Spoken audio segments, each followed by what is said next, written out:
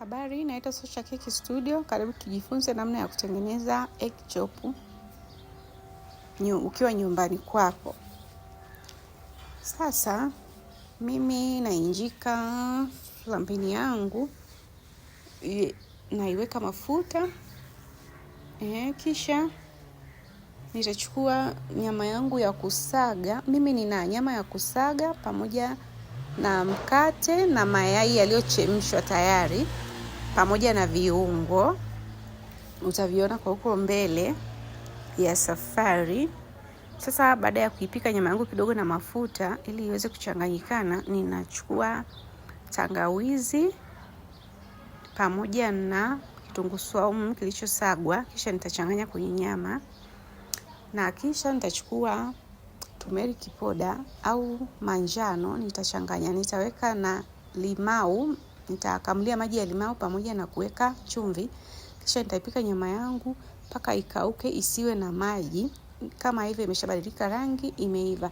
Kisha nitachukua slices zangu 5 za mkate, nitazilowesha kwenye maji ili ziwe laini, na kisha kuzichanganya na nyama zangu zilizokuiva tayari.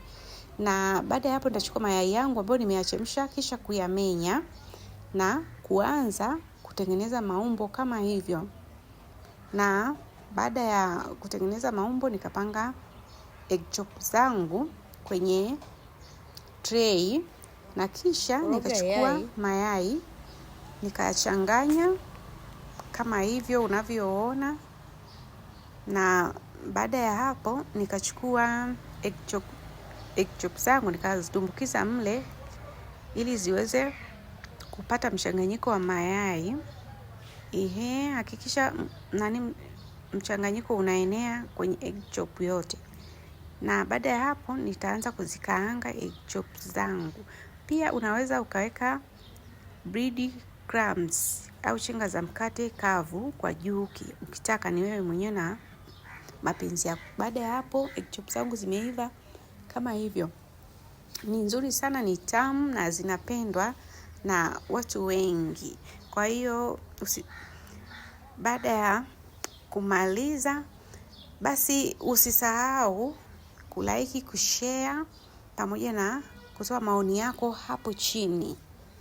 Asante na kwa heri. Usisahau kulike, kushare na kusubscribe.